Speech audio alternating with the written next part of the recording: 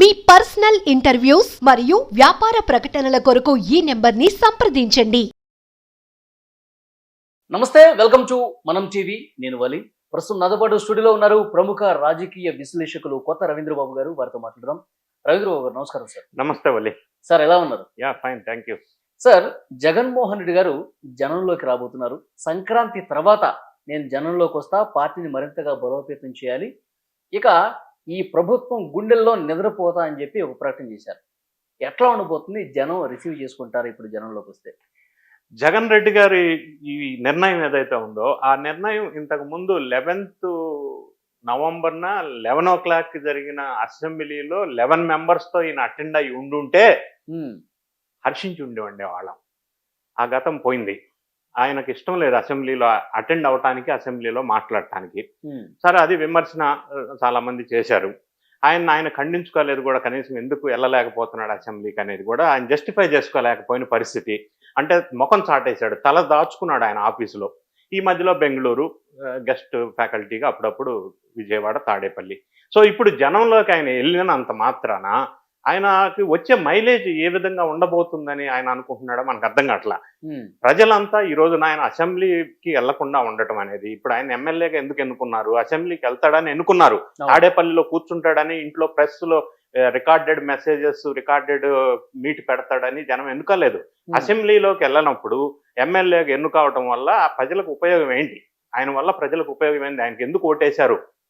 అది వదిలేసి జనంలోకి వెళ్ళటం వల్ల, సంక్రాంతి నుంచి జనాల్ని చైతన్యవంతులు చేయటం వల్ల ఆయనకి అడిషనల్ గా మైలేజ్ రాదు కదా. జనం దుమ్మెత్తిపోసే పరిస్థితి ఉంది.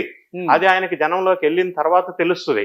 పర్పస్ ఏముంది అందులో? ఆయన చెప్తా ఉన్నాడు, ప్రతి వైఎస్ఆర్ కాంగ్రెస్ పార్టీ కార్యకర్తకి ఇన్స్టాగ్రామ్ ఉండాలా, ఇంకోటి ఏంది ట్విట్టర్ ఉండాలా, ఇంకోటి వాట్సాప్ ఉండాలా, టీడీపీ ఎన్డీఏ కూటమి చేసే అన్ని కూడా ఎవ్రీడే పోస్ట్ చేయమంటున్నాడు. ఎవ్రీడే ఈ ఎన్డీఏ కూటమి ఏదైతే ప్రజా సంక్షేమ కార్యక్రమాలు చేస్తుందో, ఎవ్రీడే ఏదైతే ఇండస్ట్రియల్ డెవలప్మెంట్ చేస్తుందో, ఎవ్రీడే కొత్త స్కీమ్స్ ఏదైతే ఇంప్లిమెంట్ చేస్తుందో, పెట్టుబడుల కోసం ఎట్లా ప్రాకులాడుతుందో, వాటన్నిటిని వైఎస్ఆర్ కాంగ్రెస్ పార్టీ వాళ్ళు తీసుకొని అన్ని ఛానల్స్లో ఏది సోషల్ మీడియాలో పెడితే మంచిదే.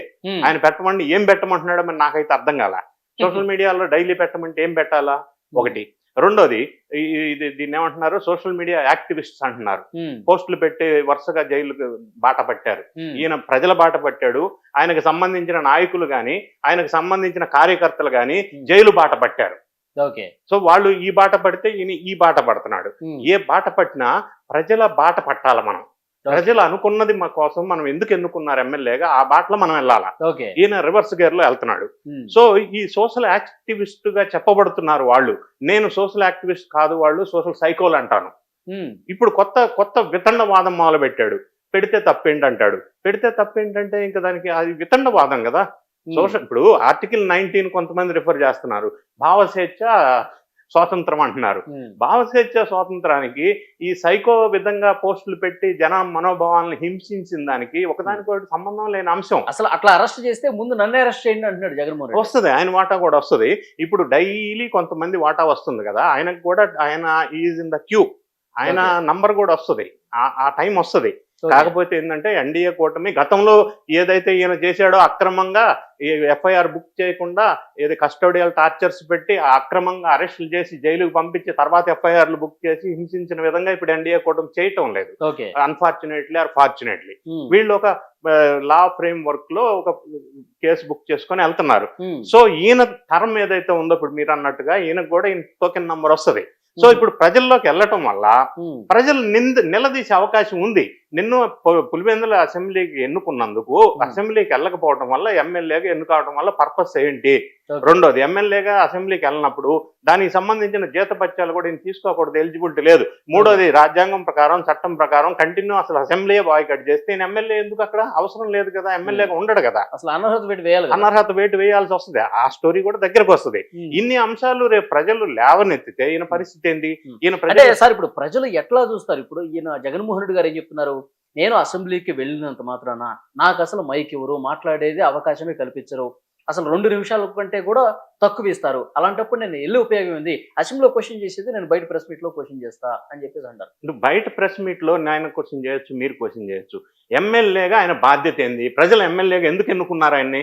బయట ప్రెస్ మీట్లు పెట్టడానిక నంబర్ 1. నంబర్ 2, అసెంబ్లీకి వెళ్తే 2 నిమిషాలు మైక్ ఇస్తారా 3 నిమిషాలు మైక్ ఇస్తారా అని డిసైడ్ చేయాల్సింది ఈయన కాదు కదా. ఈయన కాదు కదా. ఎంతసేపు ఇస్తారనేది, ఎవరికి ఎంతసేపు ఇవ్వాలనేది ప్రోటోకాల్, సిస్టమ్, ప్రాక్టీస్, ప్రొసీజర్ ప్రకారం ఇస్తారు వాళ్ళు. ఎంతసేపు ఇస్తారనేది ఈయన ఎట్లా డిసైడ్ చేస్తారు? రెండోది, ఇప్పుడు ప్రతిపక్ష హోదా ఇవ్వలేదు కాబట్టి అసెంబ్లీకి ఎక్కడం లేదని అంటున్నాడు. ప్రతిపక్ష హోదా ఇవ్వటం లేదు అంటే ప్రతిపక్ష హోదా వద్దు అని కదా ప్రజలు తీర్పిచ్చారు. ప్రజలు ప్రతిపక్ష హోదా వద్దని తీర్పిచ్చినప్పుడు ప్రతిపక్ష హోదా ఇవ్వటానికి ఎలా సాధ్యమవుతుంది? ప్రతిపక్ష హోదా అనేది ఎవరో ఇచ్చేది కాదు, ప్రజలు ఇవ్వాలి మనకి.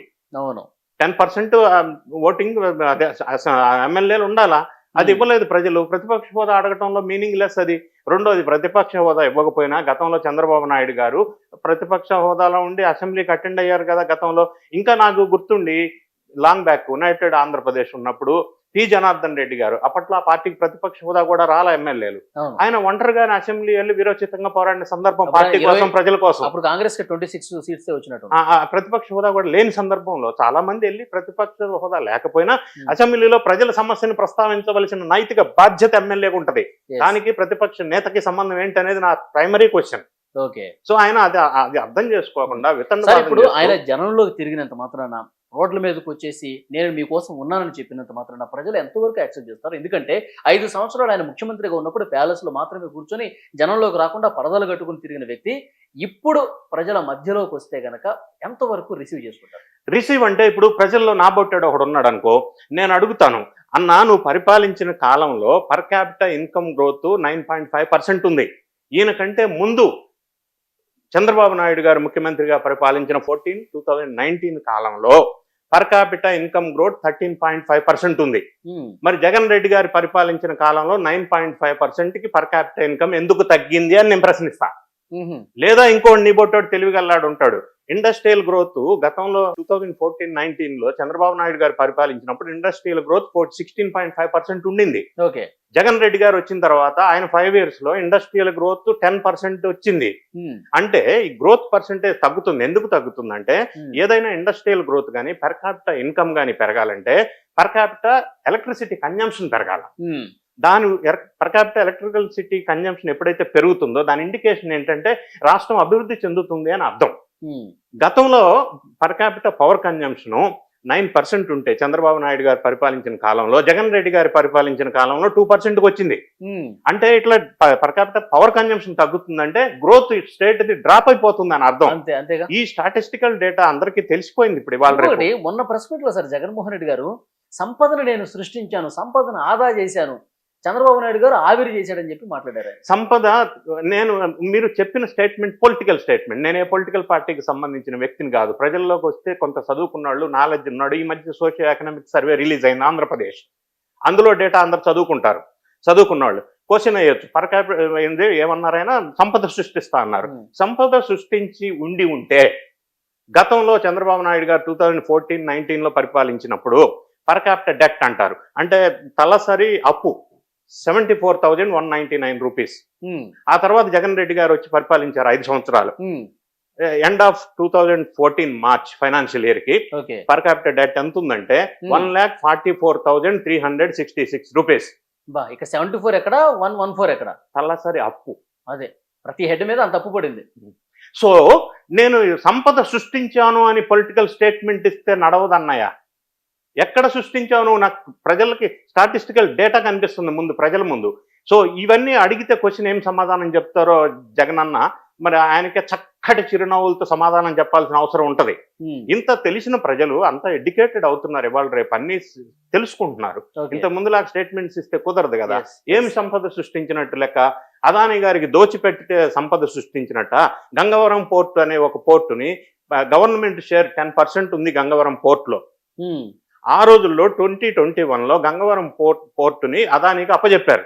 645 crores అప్పచెప్పారు. Including 10% government share. అది యాక్చువల్ గా public private partnership initiative mode లో పెట్టారు. సో అది అప్పచెప్పటం వల్ల 9,000 crores అదానికి అప్పనంగా కట్టపెట్టారు. సో ఇవన్నీ చేసి సంపద సృష్టించినట్ట, సంపద దోపిడీ చేసినట్ట. ఇప్పుడిప్పుడే వెలుగులోకి వస్తున్నాయి. ఇది మన దేవాదాయ శాఖకు సంబంధించిన 38,677 ఎకరాలు స్వాహా జరిగినట్టు వస్తా ఉంది. ఇప్పుడిప్పుడే లెక్కల్లోకి వస్తున్నాయి. భూ రికార్డులో 22A 4,22,000 ఎకరాలు ఫ్రీ హోల్డ్ చేసినట్టుగా లెక్కల్లోకి వస్తా ఉన్నాయి. సో సంపద సృష్టించారు అని మీరు మాట్లాడితే నేను గంట సేపు మాట్లాడతా, డిబేట్ చేస్తా. ఎక్కడ సంపద సృష్టి జరిగిందా, సంపద విధ్వంసం జరిగిందా? సంపదను కొల్లగొట్టేశారంట. అంతేగాని పొలిటికల్ స్టేట్మెంట్స్ తో కాదు కదా. ఓకే, ఇవన్నీ ప్రజలు క్వశ్చన్ చేస్తారని నేను అంటాను. ఆయన జనం మధ్యలోకి వస్తే జనం కాసు కూర్చున్నారు ఈ క్వశ్చన్స్ వేయడానికి అవకాశం ఉంది కదా. జస్ట్ ఏదో పొలిటికల్ చక్కటి చిరునవ్వులతో నువ్వు సమాధానం చెప్తే ఆ రోజులు పోనీ కదా. ప్రజలకు అన్ని నిజాలు తెలుస్తా ఉన్నాయి, డేటా బయటకు వస్తా ఉంది, ఇన్వెస్టిగేషన్ జరుగుతోంది, విజిలెన్స్ ఎంక్వైరీ జరుగుతూ ఉన్నాయి. ఎన్ని గంటలైనా మాట్లాడుకునే విధంగా ప్రజలకు అర్థమైంది ఎక్కడ విధ్వంసం జరిగిందో, సంపద సృష్టి జరగలేదు. ఓకే, ఇది వాస్తవం. చూద్దాం సార్, జనంలోకి వచ్చిన తర్వాత పరిణామాలు మళ్ళీ మాట్లాడదాం. Thank you very much. Thank you.